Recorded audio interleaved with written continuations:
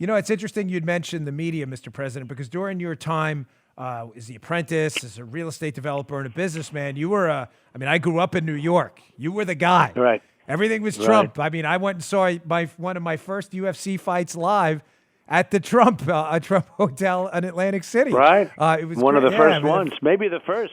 Actually, it was the and- first one, so that was great. Yeah. It was one of the, and you were very loyal to Dana White, and it's interesting to this day he's still loyal to you. Goes to show you have a great reputation in the business community. Dana White is a fantastic guy. Reminds me of you a little bit. Dana White is a fantastic guy, a winner. And we've been friends for a long time. That's right. And he had a very interesting fight on this weekend, if you probably saw it. A couple of interesting yeah, fights. I did. I saw it. I saw Chris Weidman, our friend Jorge Masvidal, had a rough outing. But he'll be back. He's a tough guy. You know, it's funny. I ran into Dana White at an airport. He was flying out after coming to D.C. to have a chat with you one time. I ran into him at an airport. And I said, oh, my gosh, you're Dana White. He had no idea who I was. And then a buddy who was with him listens to my show and said, oh, my gosh, you're Dan Bongino.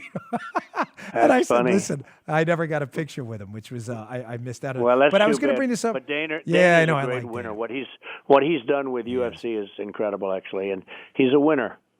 Yeah, built it from scratch. So Project Veritas caught a CNN staffer on tape where they basically admitted, quote, propaganda to get rid of Trump and, quote, our focus, CNN, was to remove Trump from office.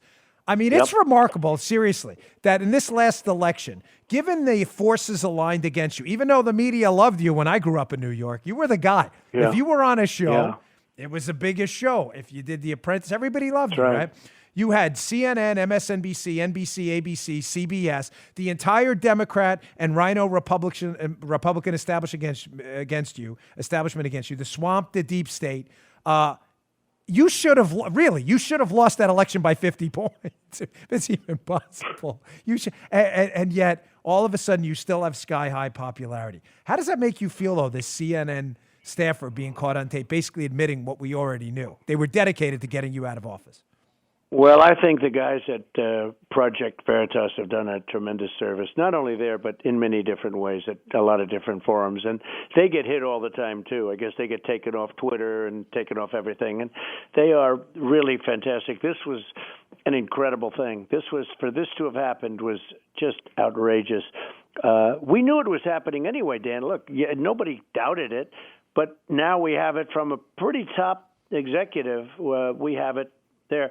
What we're going to do with it, I don't know. Maybe we will do something with it. But we read the transcripts, and the lawyers can't even believe it. This is like a campaign contribution of magnitudes like nobody's ever seen before.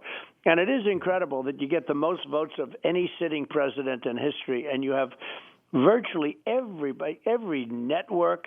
And, you know, I wouldn't say Fox has been exactly perfect. Fox has been a big difference of Fox between now and what it was 4 years ago, as you know. But we have others that come along, and they're doing well. And you look at OAN has been incredible, actually. And that's One America News. They've been incredible. And Newsmax has been really good. And, you know, others are coming along. And people are seeing that they're watching these conservative networks. You know, we have, I say more than half, substantially more than half the people. I've said if you went to a conservative newscast, like if you look at the newscasts aren't doing particularly well on the networks, if you made one of them a conservative newscast, it would be Walter Cronkite. It would be ratings like you haven't seen in a long time. But they don't want to do that. I heard a rumor, I don't know if it's true, that you would advise either Zucker or someone else to do that, and you'd said, listen, your ratings would explode. You'd actually have a channel people watch. I don't know if that rumor is true, that you advised someone in the media. Was it NBC or Zucker or someone to do that? I will tell you. It is why true. not? Okay. Breaking news. Sherry Redstone, somebody that I like a lot. We have a great relationship for a long time. Her father and I got along, and I used to say great things to her father about her when people were going after her. She's very smart, very good. And I told Sherry that if you took your news and made it a conservative newscast, you know, what the CBS Evening News, if you made that a conservative newscast, you would double, triple, maybe even quadruple your ratings. But so far, they haven't done it. But that's okay. Whatever it is, let them. But if they did that, they would do numbers like they haven't seen before. And I have no doubt about it. Yeah, someone told me that once. They said, "Yeah, Trump, President Trump told them to do that," and I couldn't remember. If I it don't was know why Zucker they or wouldn't Redsmith. do it. Frankly, they're doing very badly now, and why wouldn't they do it? They're bad. They're doing doesn't make badly, and why wouldn't they do it? It's. They would take a newscast that's doing horribly, and they'd have by far the number one newscast on television, but they don't seem to want to do that. I don't know. You'll have to explain that sometime. Yeah, it's a terrible business decision.